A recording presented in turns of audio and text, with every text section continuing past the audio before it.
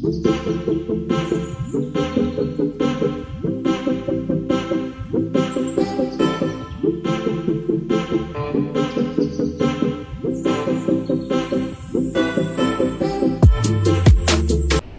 Start हो गई 3 second बाद। स्टार्ट। हमारे समय में सामान्य जन के केंद्र में आ सकने की संभावनाएं जितनी गहरी होंगी, मिथकों में हमारी दिलचस्पी उतनी ही बढ़ती जाएगी। मिथक लोक चित्त द्वारा देखे गए सामूहिक सपनों जैसे होते हैं। मिथकों में सामान्य समय के बजाय युगबोधक समय का एक पूरा परिदृश्य दर्ज रहता है। किसी भी समय का सत्य उस दौर की व्यवस्था द्वारा किए गए प्रतिनिधित्व के दावों की छाया भर नहीं होता। वह बाहर हाशिए पर खड़े रह गए जनसमूहों की चेतना में निहित होता है, जो दमित होकर भी मिथकों में अपनी अभिव्यक्ति को निरंतर खोजती रहती है। व्यवस्थाएं इतिहास रचने का दावा करती हैं और अपने दावों को मजबूत करने के लिए व्यवस्थाओं की व्यवस्था के रूप में संस्कृति के प्रतिनिधि रूपों को रचती गढ़ती हैं। गोया व्यवस्थाओं की पहुँच एक हद तक इतिहास से लेकर संस्कृति तक देखी आंकी जा सकती है, पर मिथक व्यवस्था की पहुँच से हमेशा परे होते हैं। उन्हें रचने गढ़ने का काम सिवाय लोकचित्त के और कोई नहीं करता। इसलिए मिथकों को समझने के लिए ज़रूरी होता है कि हम लोक और युग की संधि पर अपनी निगाह जमाएं। मिथकों में युगबोध को हिंसा, प्रतिहिंसा, आत्मरक्षा, अहिंसा के पैटर्न की तरह भी खोजा पढ़ा जा सकता है। ऐसा करते हुए दरअसल हम लोकचित्त की युगबोधक स्वप्न कथाओं के रूबरू होते हैं, पर इनका मकसद दूसरा होता है। वे इशारों इशारों में इतिहास और संस्कृति का प्रतिनिधित्व करने से जुड़े सत्ता व्यवस्थाओं के दावों का विखंडन भी किया करती है। मिथकों की अर्थ बहुलता को आज हम इसलिए समझ पाने लायक हुए हैं क्योंकि इस मामले पर स्वप्न मनोविज्ञान और समाजशास्त्र की गहरी निगाह पड़ी है।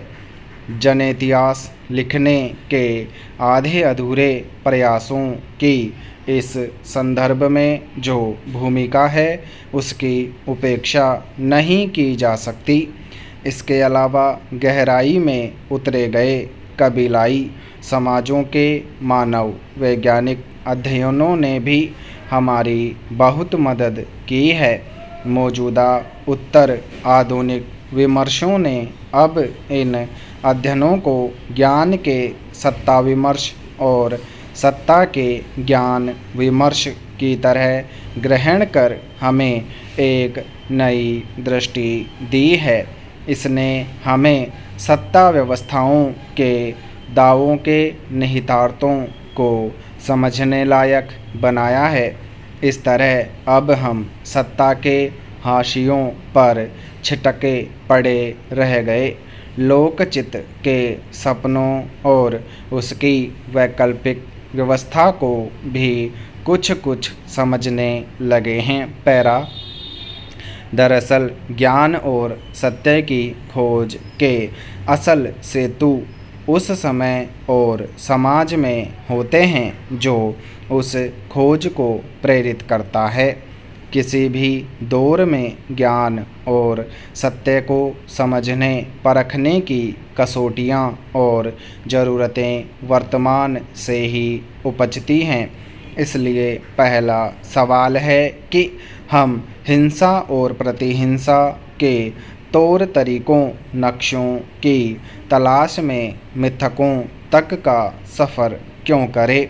इसलिए कि हमारे समय के वैज्ञानिक कार्य, कारणवादी तर्क और उनसे उपजी विमर्श बहुलता ठीक से इस बात की व्याख्या नहीं कर पा रहे हैं।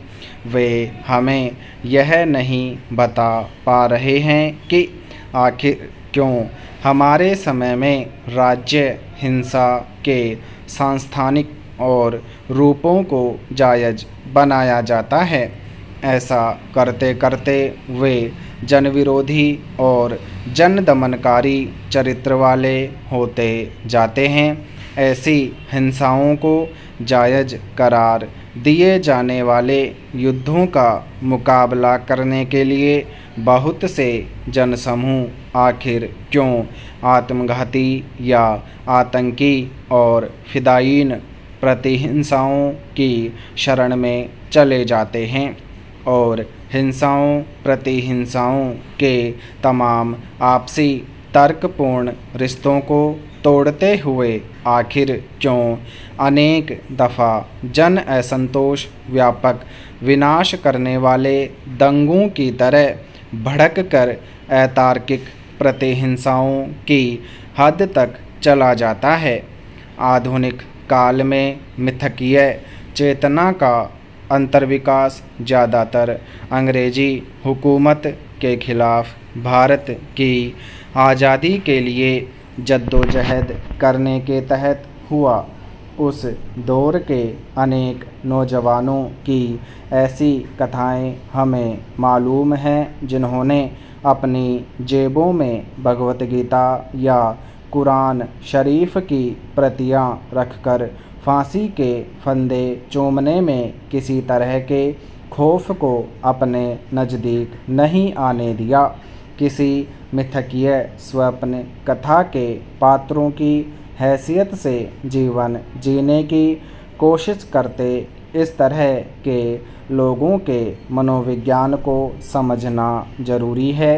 वे लोकचित्त में पनप रही उस कुंठा या बीमारी से ग्रस्त दिखाई देते हैं जिसके लिए सत्ता व्यवस्था का दमन चक्र सीधे जिम्मेवार होता है। इस तरह हम यह देख सकते हैं कि अलग अलग समय में प्रकट होने वाले अलग तरह के युगगत हालात मनुष्यों के नए आचरणों के जरिए अपने भीतर मौजूद मिथकीय चेतना का भी अंतर्विकास या विरूपण करते हैं। लोकचित द्वारा मिथक हर दौर में अपनी ज़रूरतों के मुताबिक नई शक्लों और नई परिस्थितियों तक में ढलकर नए होते रहते हैं, पर यह काम सजग रूप में नहीं होता। न ही कोई साहित्यिक कृति अचानक लिखी जाकर किसी मिथक को नए सांचे में ढाल सकती है। साहित्यिक कृतियाँ केवल युगगत हालात की तब्दीलियों में नई शक्ल ले रहे मिथकों को जुबान और थोड़ी तराश भर दिया करती हैं। इस तरह वे मिथकों की विकसनशील जीवंतता को सजग रूप प्रदान कर उनकी अंतररचना में हमसफ़र और सहभागी हो सकती है, पर यह रचनाशीलता हर युग स्थिति में विधायक ही नहीं होती। कई दफ़ा कुंठा, विकृति या बीमारी के लक्षण गहरा जाने पर मिथकीय रचनाशीलता भी गुमराह होकर उल्टे और भी विनाशकारी नतीजे लाने का हेतु हो सकती है। इससे स्पष्ट है कि आधुनिक उत्तराधुनिक काल में हमारे लोक और जग के क्षेत्र का जितना विस्तार हो रहा है उतना ही मिथकों के अधिकाधिक गहन अध्ययन की ज़रूरत बढ़ती जाती है। लगता है कि मिथक मानव जाति का जिस रूप में सभ्यताकरण करना चाहते हैं वह प्रक्रिया अभी अधूरी है। पैरा।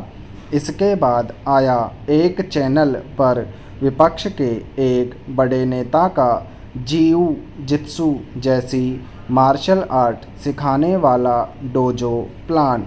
विराम समाप्त।